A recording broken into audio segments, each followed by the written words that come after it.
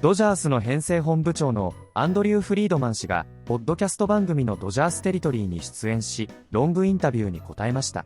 インタビューの中で、日本人選手の大谷翔平選手、山本由伸選手、佐々木朗希選手の話題が上がり、WBC 出場についての本人の考えや、佐々木朗希選手の育成について語りました。大谷翔平選手も全幅の信頼を置く、フリードマン氏のインタビューを日本語字幕でご紹介します。My question for you, we had some topics about the WBC come up. Team Japan released their roster. Yamamoto's on there. We knew Shohei was going to play, no Roki. What were obviously you guys do play a decision here, the kind of talking points you went through, and then what are the pitching plans for Yamamoto and Ohtani? Yeah, from our standpoint, it's easy to be supportive of the WBC as a fan of baseball, as someone who loves the game and is looking for it to continue to grow and get better. It's easy to love the WBC. Now, in my specific role, it's a little bit harder, but have to kind of set that aside.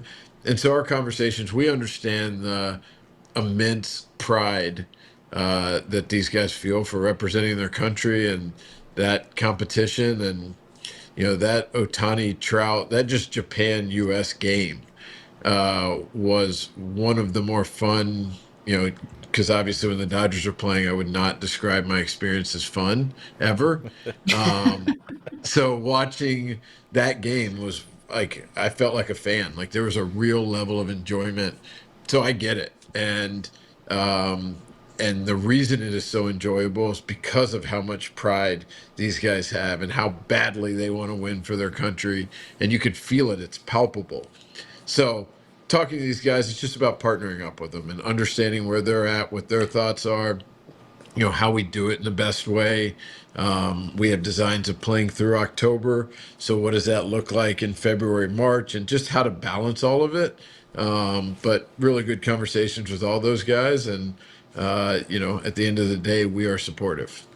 And Roki Sasaki, Andrew, of course, a big part of the Dodgers' future moving forward. And this is a kid that obviously has a tremendous amount of talent, but he is still young. A third pitch, I think, would be helpful.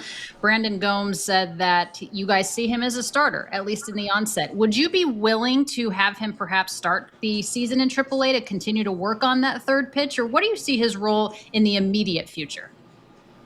Yeah, I think last year, all in all, was a really good experience for him. He was able to dominate in the NPB with those two pitches. And frankly, I think he could here as well with being able to execute his pitches at a higher level. Last year, just delivery was out of whack. Velocity was down a little bit. Ability to execute was off a little bit. So it's either adding that third pitch or elevating the pitch making ability. And we've seen that from him in the past. We talked about this last year. We see this a lot with guys who have some kind of soft tissue injury, whether it's a hamstring and the way that affects how they get off the mound, which then has downstream effects to their delivery, or an oblique where you're looking to rotate and create it in a different way because subconsciously you're protecting that oblique. We see it all the time. And obviously that happened with Roki when he was in Japan, and then his last year in Japan. We don't necessarily have the same insights that we have when a guy's our player or playing in the major leagues. And so that coupled with, it takes time to build trust. And we weren't looking to try to force that.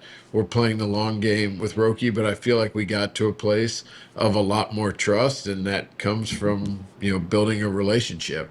And so we couldn't be more bullish on what he's capable of. He is an extremely talented pitching prospect. And, sometimes it takes those guys a little bit of time to put things together, but I will bet on him having a really long and really good major league career.